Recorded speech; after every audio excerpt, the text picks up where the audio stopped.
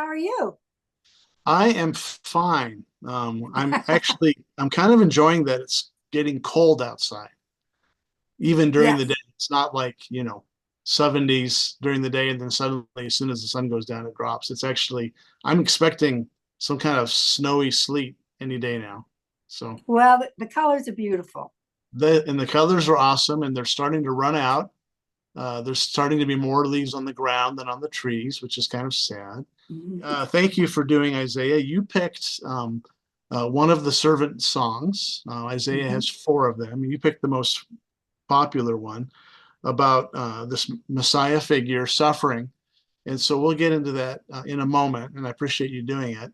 But before we jump in, give me some of your thoughts about Isaiah in general. Isaiah's children being ongoing examples of the prophetic. I mean, to name two kids, one of them to be about being the leftovers and the other one being about the conquering army coming against you. Right, Yeah, right. it's Yeah. pretty bizarre. And the children. A child will lead them. Yeah. That's been um, also illuminating for Hmm. me. It's not what you would expect. No, There's lots of things here that you would not expect, and right. we've seen several images of the prophecies about the Messiah. I mean, you referenced one of them, quick to the plunder, swift to the spoils, Yes. the conquering Messiah. I think of that passage. I think of Isaiah 9 about coming and a light shining and kind of ruling the universe sort of stuff. Mhm. Um, I think of where we're going to be in a couple of weeks about this figure treading on the grapes of wrath, and harvesting the nations, kind of a revelation style, Mhm. a pre-revelation style thing. And yet, in the midst of that, we have these bizarre servant songs where. So, what has happened to our conquering Messiah? Isaiah is establishing how big God is.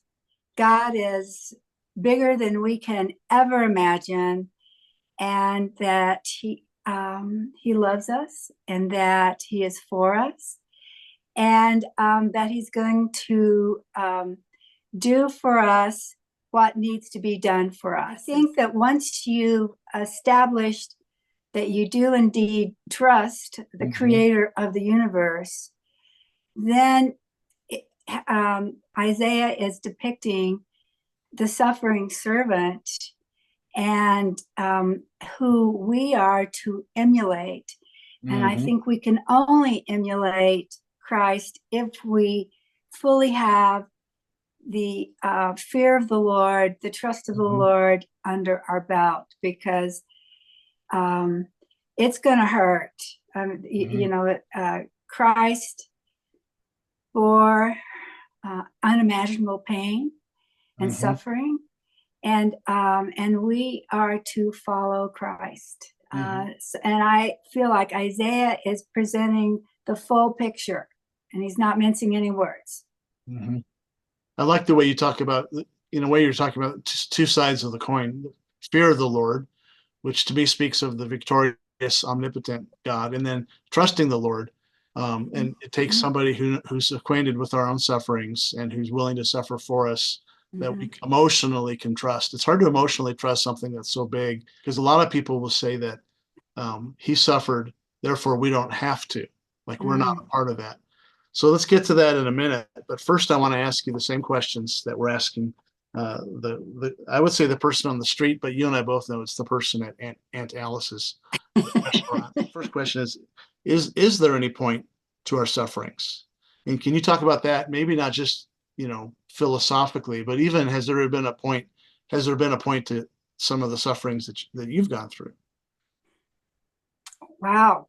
Um, I think we all go through, and I have gone through both emotional suffering and physical suffering. Um, and you ask if there's a point to it, and I think one is to call out to the God of the universe Hmm. and um, and just say, Lord, I'm undone here. On a bigger picture, in that I have come to the point where I feel like the pain really isn't the point. The point is not to try to run from the pain. The point is not to have so much therapy that you don't feel the pain anymore. I'm not sure that that's actually possible, but that being out of pain is not necessarily the point. That basically we are in this for the long haul. We're in this for what the Lord wants to teach us. And at some point, we kind of, I think, have to give up and say, do what you will, Lord. People who are older and have had more experiences are much more apt to be spiritually mature, because we have found that we need the Lord, and and I agree. Our culture is so busy trying to anesthetize ourselves from pain, and I like what you said about kind of you've learned to embrace it instead of try to cure it. And coming to the point where you're just feeling like, okay, Lord, whatever you want to do in my life, I want all that you have for me. And regarding our sufferings, do you find any meaning in your suffering? There comes a point where you stop asking, Lord, why did you let this happen to me?